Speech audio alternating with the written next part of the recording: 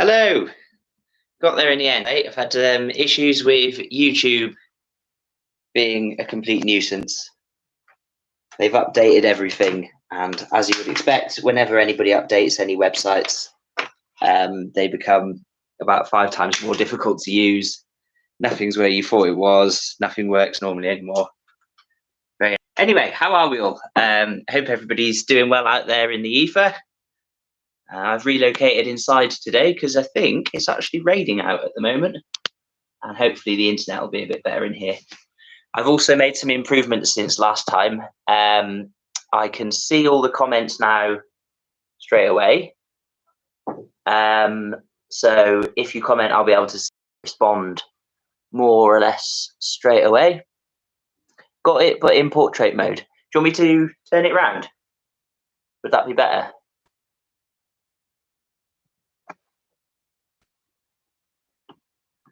Okay, let's try that.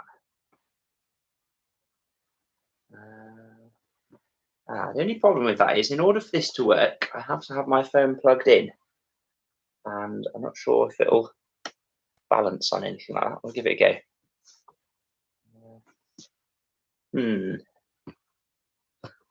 What if I put it on there?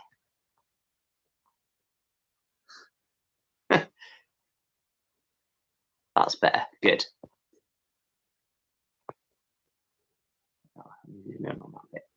Cool. There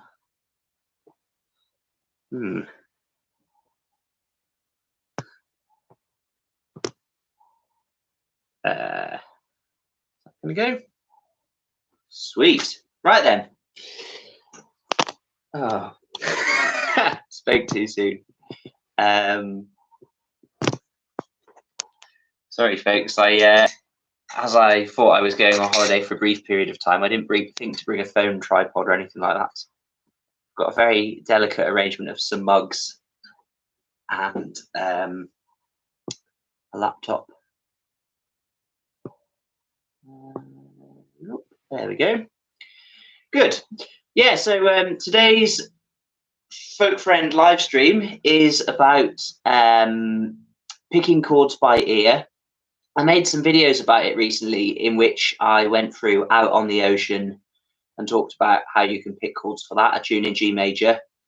There's some options today. Either I can go through, we can have a look at Out on the Ocean with the tune loop there, which is good because then you can get up my tune loop video and play along with it in your own time, nice and slowly, practice things that we talk about. And I can go into a little bit more depth about the sorts of chords you can play over that. Or if you prefer, we could look at some new tunes in different keys and apply the same stuff to that, just doing the basics, picking out chords 1, 4, and 5, using basic substitutions to make them more interesting. So does anybody have any particular preference? Or so either we can go over Out on the Ocean again and discuss anything you want to talk about, and I can show you some more complicated versions of the chords, or we can go over some new ones in new keys. If anyone's got any one of those two they'd prefer to do.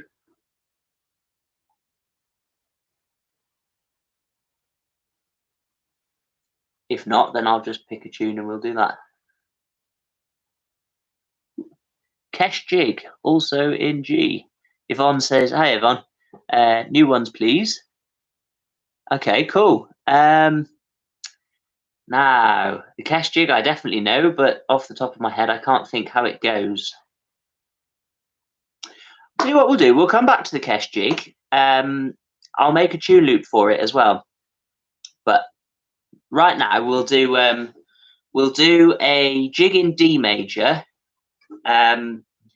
It's called the Cofunction jig or the Cofunction jig. It's originally named after a town in Brittany, and it was actually written in G, but it's most commonly played in D because it was recorded in D a few times and then it caught on like that.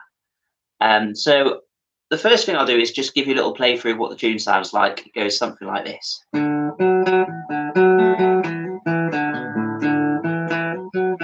No, that's Out on the Ocean. Sorry, wrong one. There we go.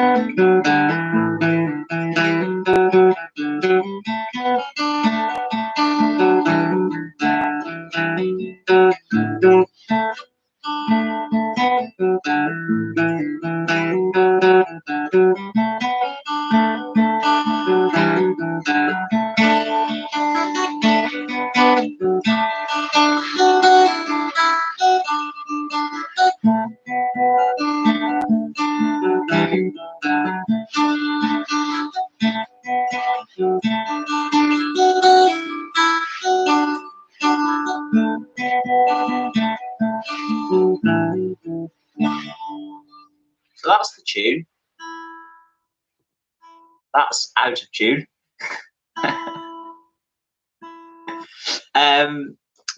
Yeah.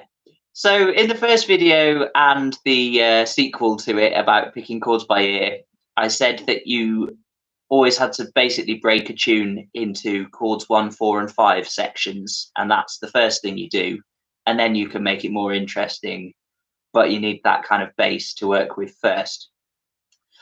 When you're looking to work out the sections, you can think of the tune in bricks of half a bar.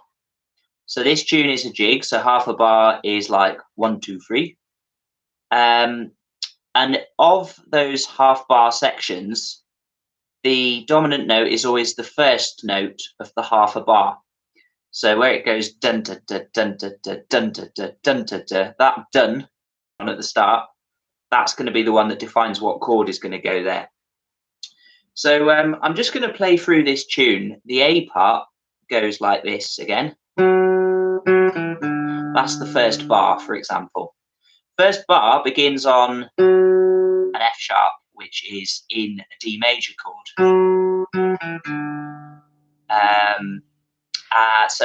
The first half of the first bar begins on a note from a D major chord, and the whole bar ends on a D major, on a D as well.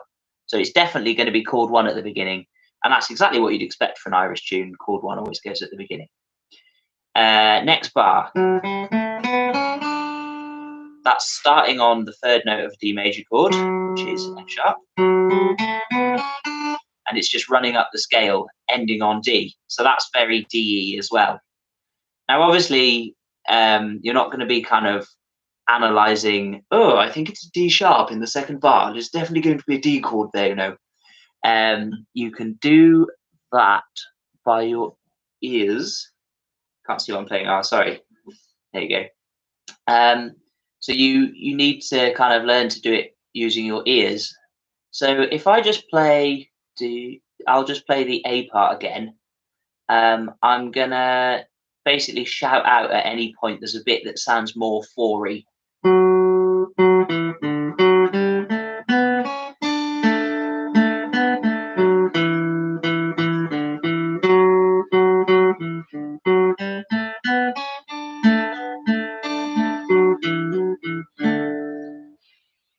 You'll notice I didn't shout. It's because there's no 4-y bits. The A part's very chord 1-y.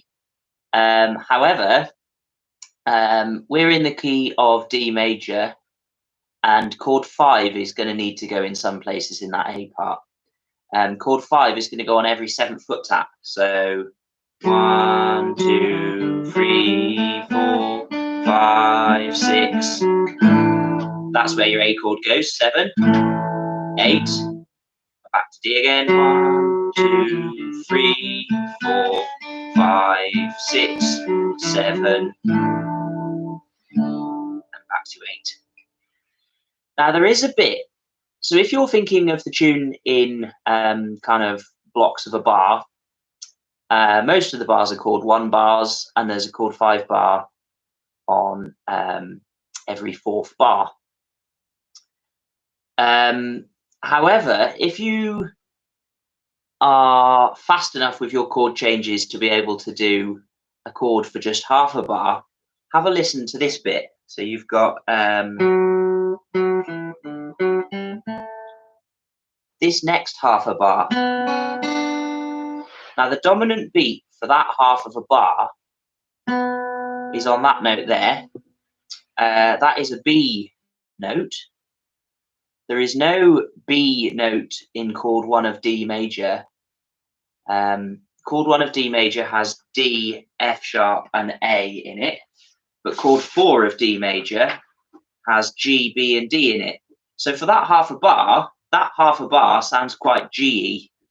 I'm going to write the notes down and put them on the wall. I'll just find a pen. Hang on a minute.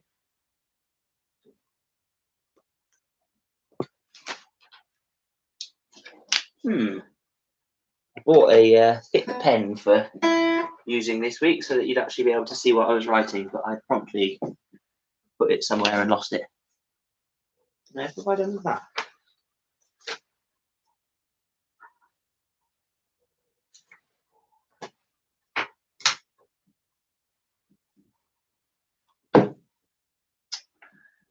Okay, I'll write it with a normal one. Hopefully you'll be able to see it. So chord 1, D, F sharp and A. Chord 4,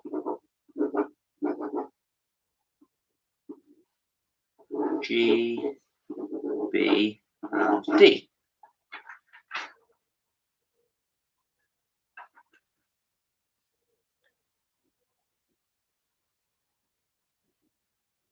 Can that be seen? Yeah, good.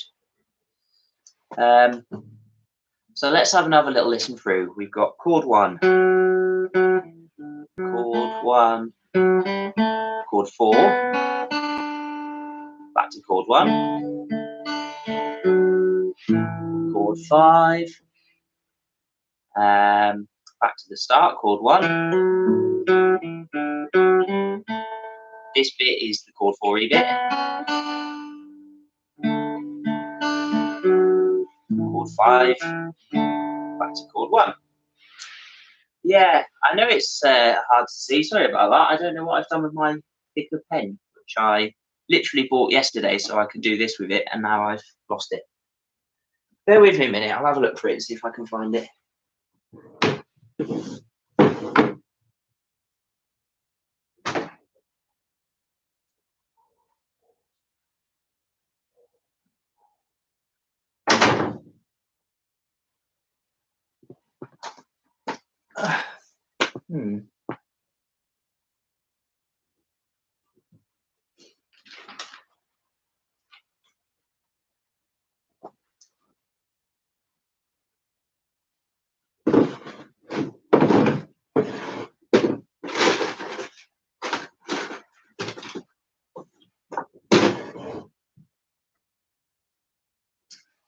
Aha, here we go.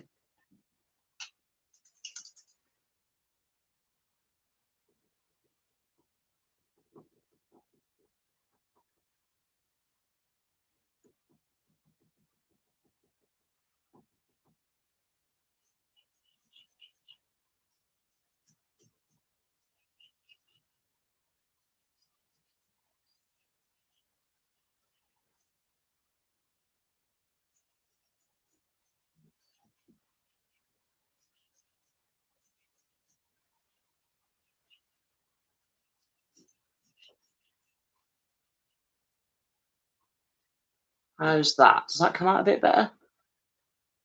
No, not really.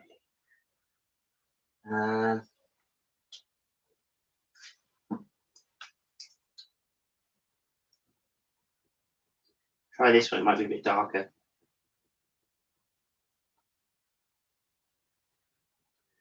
Normally I'd have a whiteboard and markers and so on, but because I'm stuck in a place where there's only one supermarket and that doesn't sell any stationery, all I've got is these blooming metallic pens, I'm afraid. Tremendously visible.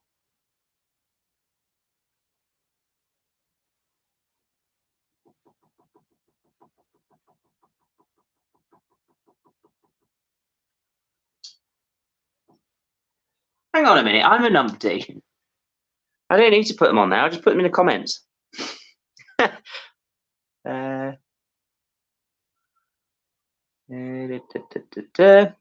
So, a D major chord, chord 1, is D, F sharp and A.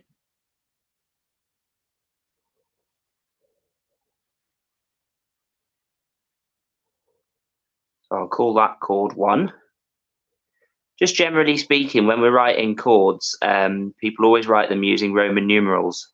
And that's so that you can talk about a chord as chord 1 and then refer to the notes within it as notes 1, 3, and 5 without getting confused between the two. So I'm going to do that on here. If I write something in Roman numerals, it means that chord related to whatever key you're in.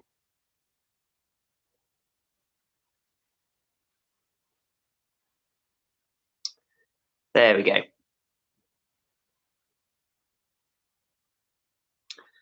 So yeah, just to recap that then, if you've got half a bar which has the long beat at the beginning of the first beat of its half a bar, being a note from chord 1, then it's a chord 1 type bar. And if it has half a bar in which the first note of that half a bar is from chord 4, then it's a chord 4 section. If it's on the 7th foot tap, then it's chord 5. Simple. Pretty much. Let's have a look at the B part. So in the B part, we've got, I'll play the first bar for you, and someone can shout out on the comments whether they reckon it's a chord 1 bit or a chord 4 bit. That'd be good.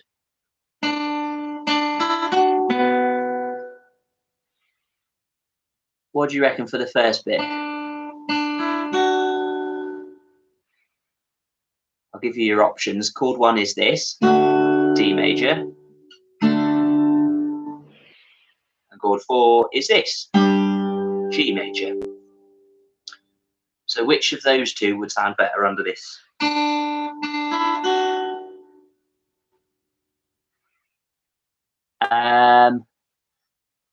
Oh, do you mean you want to know which notes are in chord 5? The reason I haven't put which notes are in chord 5 is because there's never any chord 5 sections in Irish music apart from at the ends on the, every fourth bar. 1, yes, quite right, well done, yeah. Thank you for that. I was a bit worried no one was going to comment.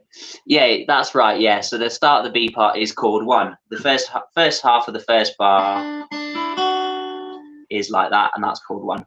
However, after that, you get a long B note.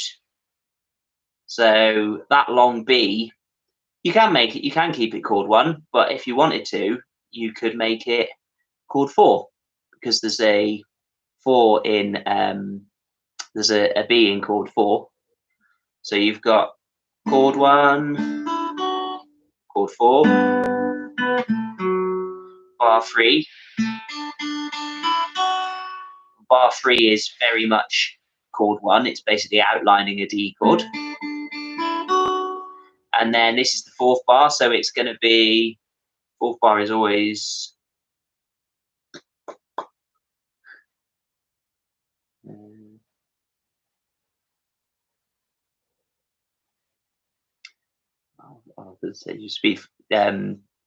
fourth bar is always chord 5. Yeah, that's it. You got it. Yeah. So altogether, for the first 4 bars of the B part, we had chord 1 for the first bar, chord 4, then chord 1 again for the third, and then the fourth is chord 5. Then the next bit is very similar.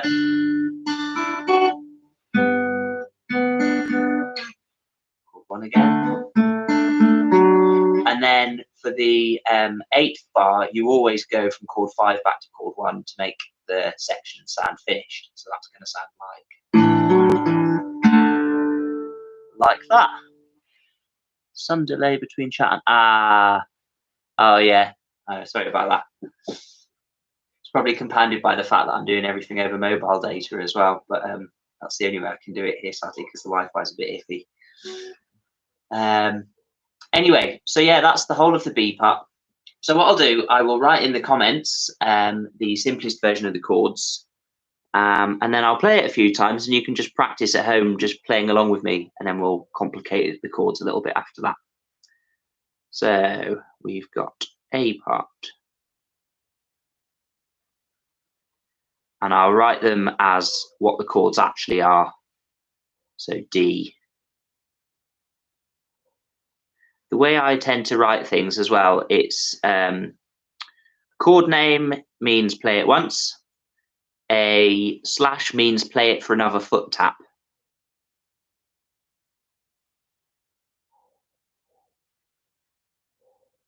So on this, a chord is half a bar and a slash is also half a bar.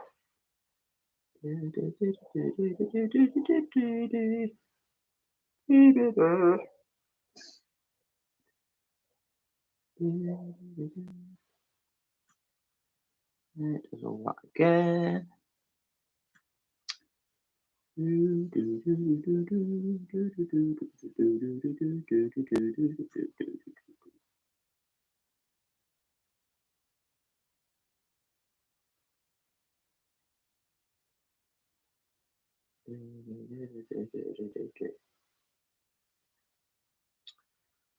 will put the A part on here as well. The A part, the B part.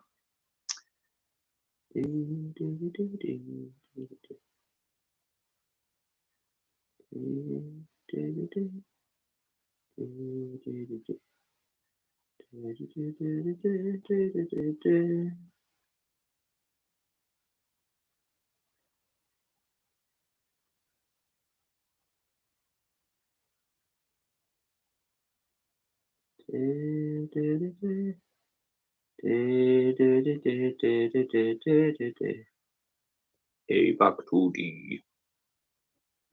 There we go, that's all of that. So that's the whole tune split up into 1, 4 and 5s. So what I'll do, I'll play the tune twice through the whole thing. I'll try and get it so you can see my fingers as well, just in case you want to try and learn the tune at some point. And then you can try playing along with those chords there and see how you get on with it. If you're looking for which rhythm pattern to do, I suggest the down, down, up standard jig pattern, which I've covered in lots of videos in the past. Or just do single strums and just do one for each thing, you know, so D and a slash is 2 single strums if you want to do it that way, whichever you prefer. Anyway, here we go. 1, 2, 3, and.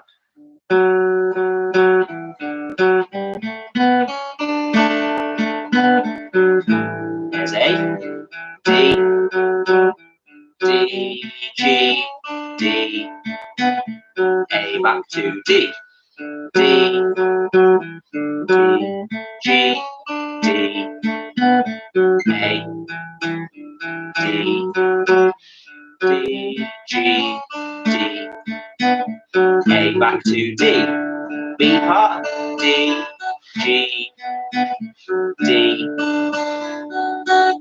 A, D, G, F, D, A back to D, D, G, D, A, D, G, D, A back to D, back to the start.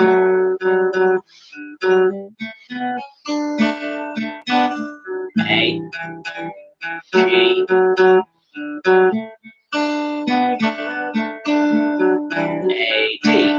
D, D,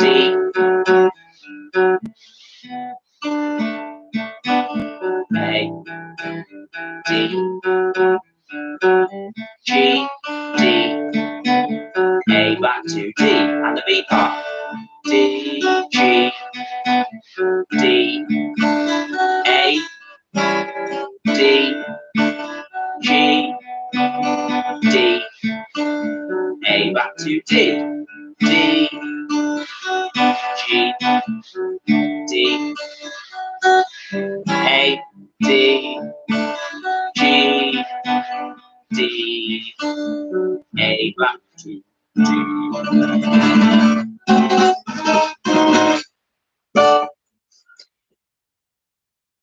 How did you get on? I work out these chords in an instant, but when I try and follow the theory, I'm completely baffled. Is there such a theory? No, Yvonne, there isn't. Well, actually, there may be. I'm not sure. In fact, quite feasibly, there could be. But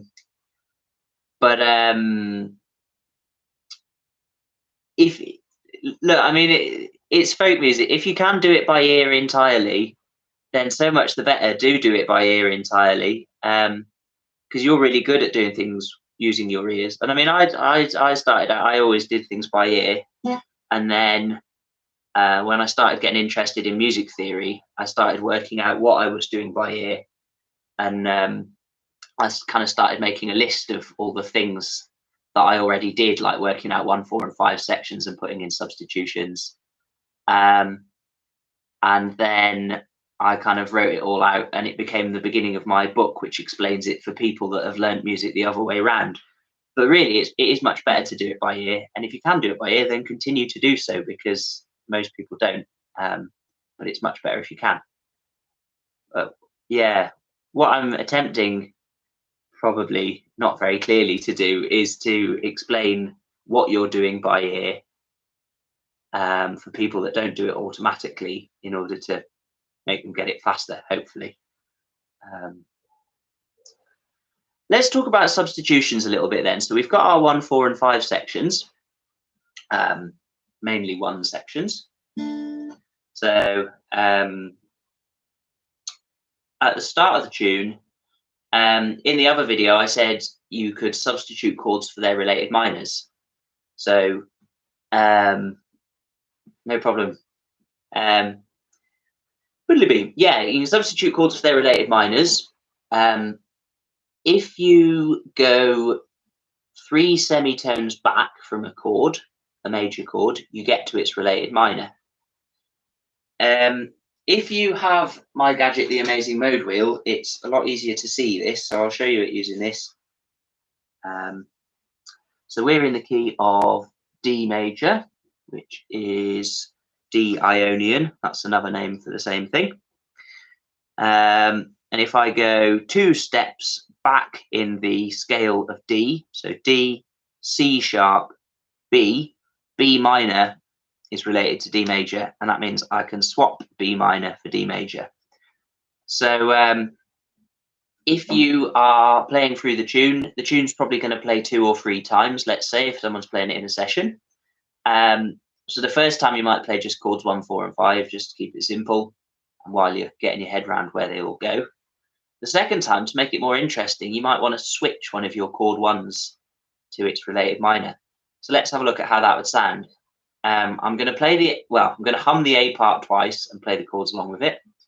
The first time I'll just play chords 1, 4, and 5, and the second time I will sub out chord 1 to its related minor at the beginning of the A part. So here we go.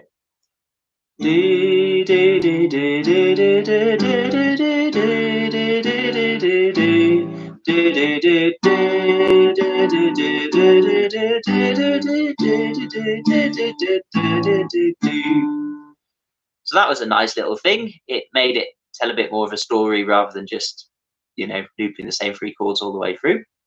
Another thing we could do is on the bit where we had a chord 4 bit, we can swap chord 4 to its related minor.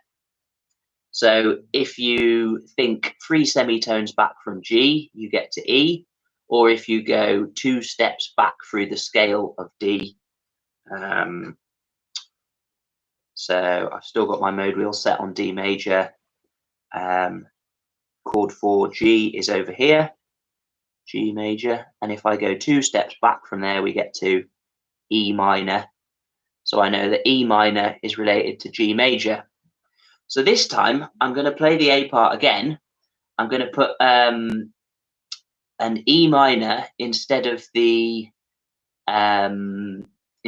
chord 4 bit from before, and I'm going to add a B minor somewhere in there on a section where I would have been playing chord 1.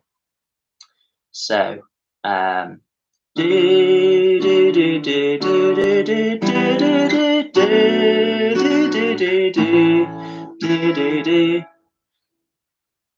so there I had chord 1 at the beginning, swapped my chord 4 to its related minor when I got to the chord 4 section, and then instead of coming back to chord 1, I swapped chord 1 to its related minor as well, which was B minor, and that gave it this sort of overcoming adversity, empowered tune kind of feel, if you know what I mean. It's that kind of chord progression that they always put on those sort of motivational training montage type videos.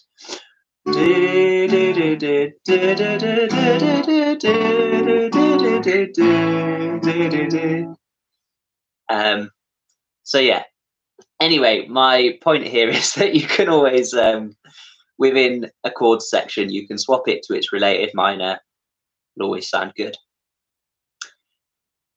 The next thing, if you've been playing chord 1 for a bit and you get bored of it, you can swap to chord 4.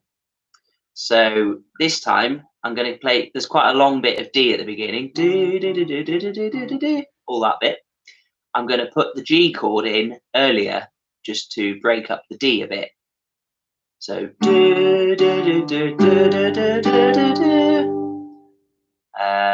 just as nice. I could even do like that if I wanted to, and that would also be fine, because anytime you've been playing chord 1 for a bit, you can always switch to chord 4. Because chord 4's related minor is very similar to chord 4, that also means you can switch to chord 4's related minor. So now in a chord 1 section, I've got a choice of D, B minor, G, or E minor. So I'm going to try playing the A part with any time there's a chord 1 section. I'm just going to scatter between those as I feel fit. We'll see what comes out.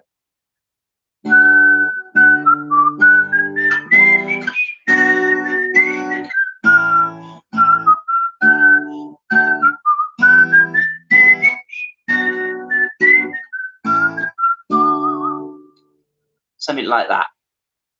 Just a general principle for working with these, because it may sound a little bit like you can just put any of the chords D, E minor, G, and B minor in there in any order that you like. If it's a chord 1 section, you can. However, if it's a chord 4 section, it's got to be chord 4 or its related minor. And so you need to listen carefully for where those are and bear in mind that you've got to have the right chords there. And obviously chord 5 has to go at the ends. There are some principles to make it sound like you know what you're doing and you're not just scattering chords about at random. If you pick a length of time for which to maintain a chord before changing to the next chord, then keep that the same throughout. They call it the rate of harmonic change in some types of music. So, for example, if I'm playing along with this tune and I decide that I'm going to do 1 bar on each chord, for example, I might do something like this.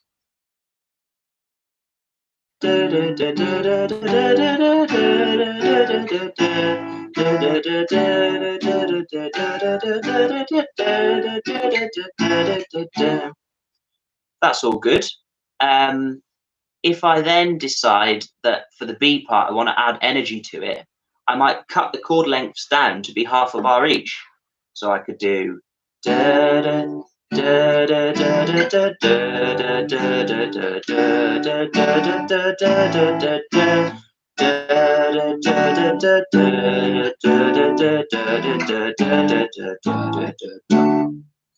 like that.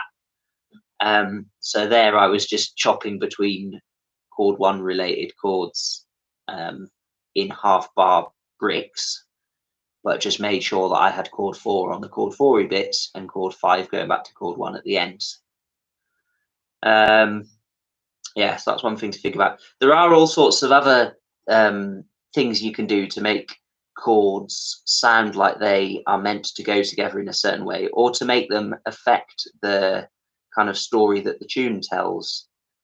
One thing to think about, if you go up the scale, playing the chord of each note in the scale in order ascending, that gives it a sort of optimistic, something good's coming up kind of feeling.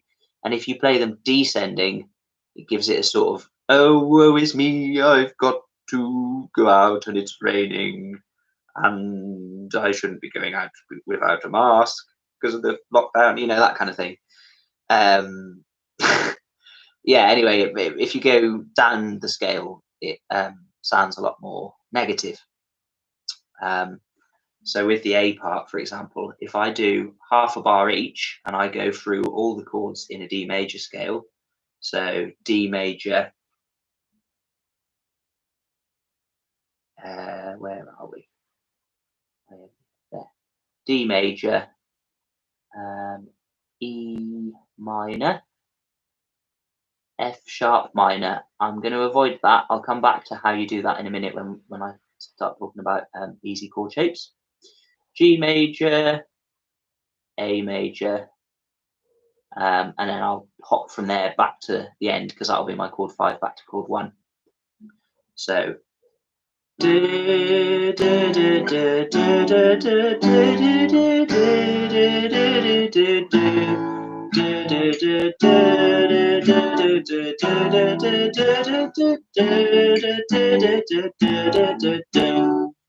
so yeah, going up through the alphabet always sounds nice.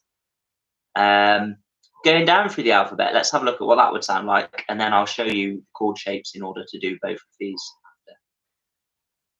I quite like to go down on the B part actually, so I'm gonna do that.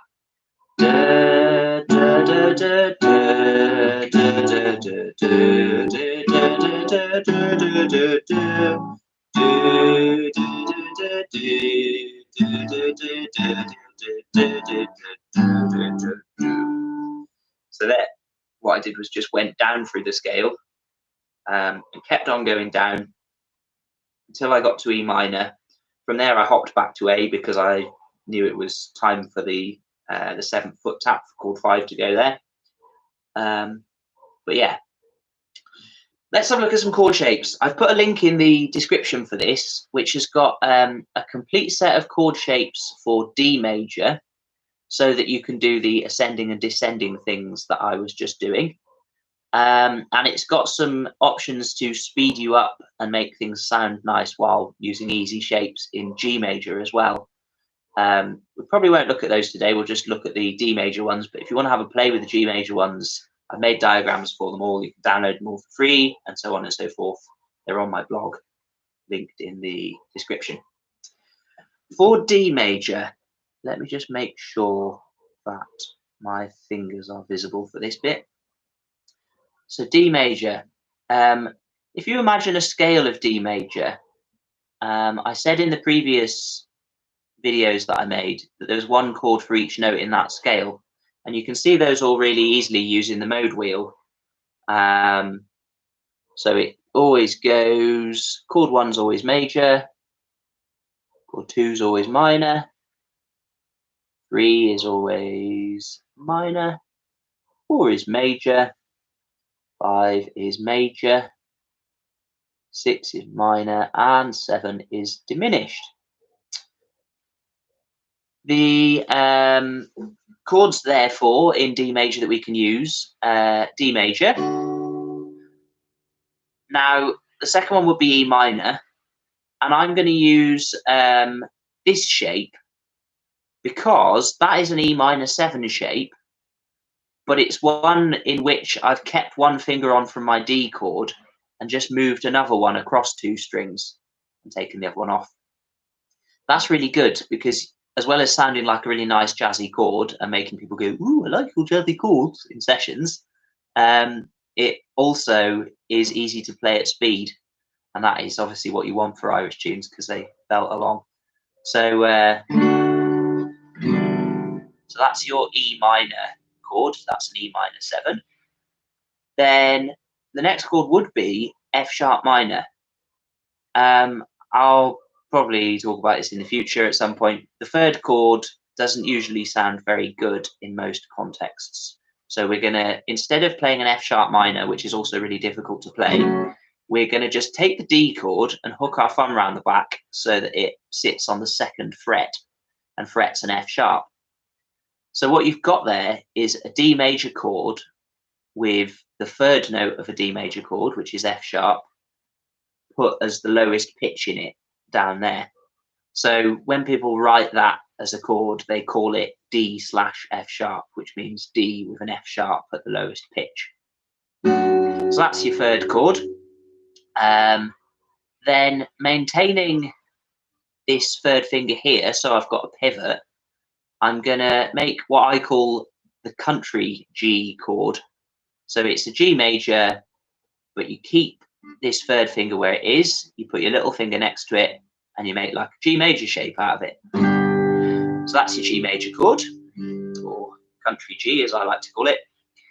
Then the next one, keeping my pivot finger on again, I'm going to make this chord, which is an A7 add 11 or something like that, if you give it its proper name, but we can just call it A. It's basically an A7 chord. It's a sort of slightly less sure of itself A7 chord, but I really like that about it. Then I'm going to keep the pivot finger on again. Next note in the next chord in the scale is B minor, so I'm going to go to this for my B minor chord.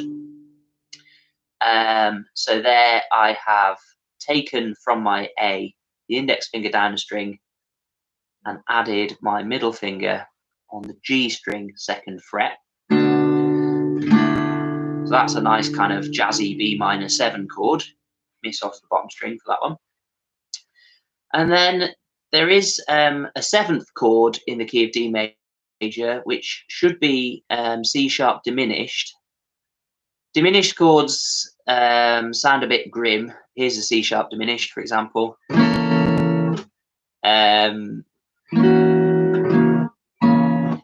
It's kind of horrible, isn't it? I mean, it's okay. It's good in context, you know, but for folky stuff, people tend to avoid it because it's a very what's the word? Unresolved, uncomfortable sort of sound. So what we're going to do instead is bar the 2nd fret on the top 4 strings, and if you look at that, that's basically an A chord, and then I'm going to stick my 3rd finger on the 4th fret of the A string so that it is playing a C sharp note, and so what you're actually playing there is an A chord in the 1st inversion, which means that it's got an A chord is normally A, C sharp, and E. And if you play it like that, you've played it with the C sharp at the bottom. So you're playing chord 5 in the 1st inversion, and then you're back to the start. Now, for almost all of those chords, I had that finger on there. If I do the same thing going downwards, I can keep that finger on for all of them. Sorry, that finger on there. Yeah. So here's D. Now I'm going to flatten those fingers and put the 3rd finger on the 4th fret. So now I've got my A chord in the 1st inversion, but that's a substitute for the 7th chord in D major. Then I'm going to go back with my pivot finger down, B minor 7, like that. Then my sort of A7-ish, A7 add 11 chord. And then country G. Then D with the thumb, otherwise known as D slash F sharp. And then E minor 7, which is like this. And then you're back to D, restarted. So that's a complete scale of all the chords in D, played in ways that you can play quickly and easily, and they sound nice and jazzy. And you can find diagrams for all of those, as I said, on the blog in the box down there. As well as that, if you get my book, Backing Guitar Techniques for Traditional Celtic Music, it's got the equivalent of that for every single one of the common folk keys, and several different versions as well that play comfortably in different positions around the neck, so that you can play all of the chords in one key together quickly and easily in some sort of jazzy voicings. So definitely check that out if you like that sort of thing. Ah, good. Yeah, I'm glad it's helpful. Yeah, that's about it for this week, really. That's about all I had to say, I think. Sorry, it's technologically not been very advanced once again. Hopefully, I will have things a little bit better. It'll get better every week, I'm sure, for next time. Anybody got any questions about anything before we sign off? I'll wait a couple of minutes just because of the delay.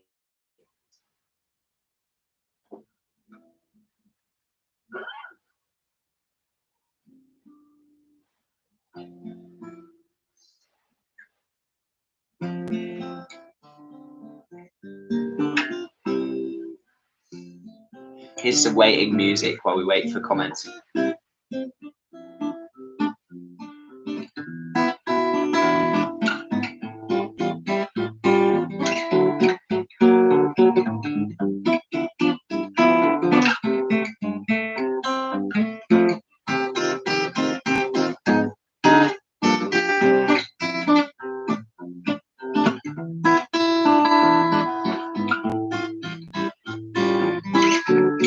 Oh yeah, okay.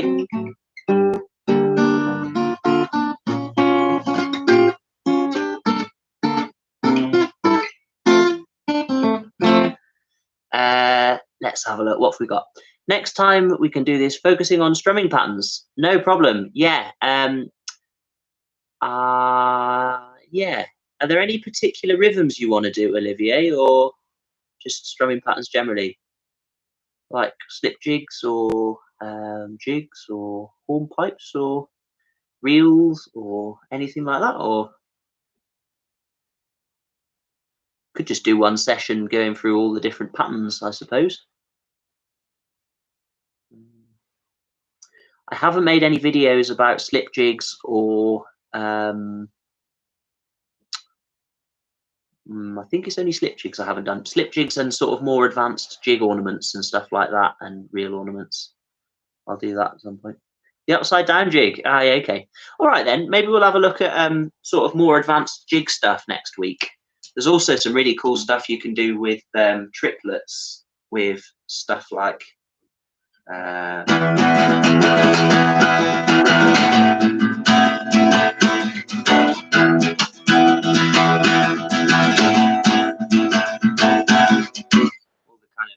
Dingling things. There's lots of different things you can do with them. So maybe we'll have a look at that stuff. Yeah, no problem. We'll do that. What else have we got? Hey, Brian. Thanks for tuning in. Wondering about chord modifications. I can see there are sevenths used. Any other chord embellishments used other than sevenths? Absolutely. I love any chord embellishments other than sevenths. The basic thing with chords with numbers in, there's 3 families of chords. There are major chords and major chords with any number of numbers in, which you can more or less use interchangeably, with some exceptions, which I talk about in a lot more detail in the ebook. In fact, you've got the ebook, Brian. So if you go have a look through it, it's in one of the later chapters about chord construction. I talk about which types of chords with numbers in you can and can't use. But yeah, the basic principle is there's major chords, minor chords, and dominant chords. For folk purposes, dominant chords are only ever used for chord 5 or a chord which is resolving down a 5th. Major chords, chords 1 and 4. Minor chords are 2, 3, and 6. And so for those, you can use any extensions you want, more or less. I'll give you an example of what I mean. So let's say we're in C major, which only contains all the natural notes. This is a C major chord. If I wanted to make my chord 1 in the key of C major an embellished C major to make it sound cool, I can use any C major embellishment. So here's C major 9, for example. You know, I can use that as chord 1 and it'll just make the tune sound jazzy and a bit floaty. I can use, what else can I do? C major 11, maybe. Might be nice, which would be like that. No, sorry, C major 13. Also very nice. C major 11 would be something like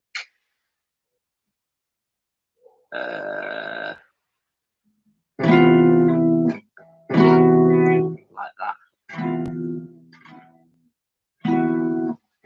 There it is. Yeah. So yes, you can use any numbers you want, as long as the only thing that you can't do is, let's say, if we take our example in C major again, chord 4 is F in C major. So for F, I could use F major 7 instead, for example. I could use F major 9. However, I could not use F major 11 because thinking about the F chord, the 11th note in an F major scale is B flat, and there's no B flat in the key of C major. So if I play an F major 11, the B flat is going to clash with the notes of C major. So I'd have to play, if I wanted an 11th in there, it would have to be a sharpened 11th. That's why in the ebook, I noticed this earlier actually, there's a bit where I say that I've left out the 11ths because I use them for something else, and I never go on to say what that is because I realized afterwards that it's just too complicated for that book and I didn't bother putting it in. So I really should take that bit out. But anyway, so yeah, basically as long as it's from the right family to fit with the key that you're in, you can add as many snazzy extensions to your chords as you like.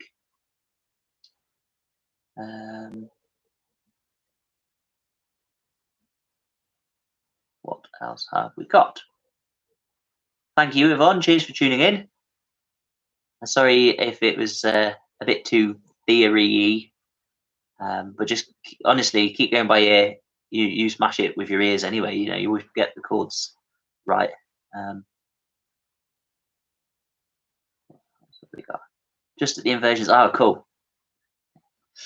Yeah, wicked. Oh, thank you all very much for tuning in. Anyway, I've had fun. I hope you've all got something out of it. If you do have any ideas for anything you'd like me to make videos about, I'm always up for it. Just send me a message or leave a comment on one of my videos. My email as well is info@finaleguitar. If there's anything else I can help you with, just let me know. So yeah, thanks for tuning in, and I will be back on next Friday at 5:30, and I will have another video out before then as well. And I will also have some very exciting news about 2 new books which I've been working on, which hopefully one of them should be out start of next month and the other one soon afterwards. So I'll have some very exciting news about what they are soon. Thanks. Bye-bye.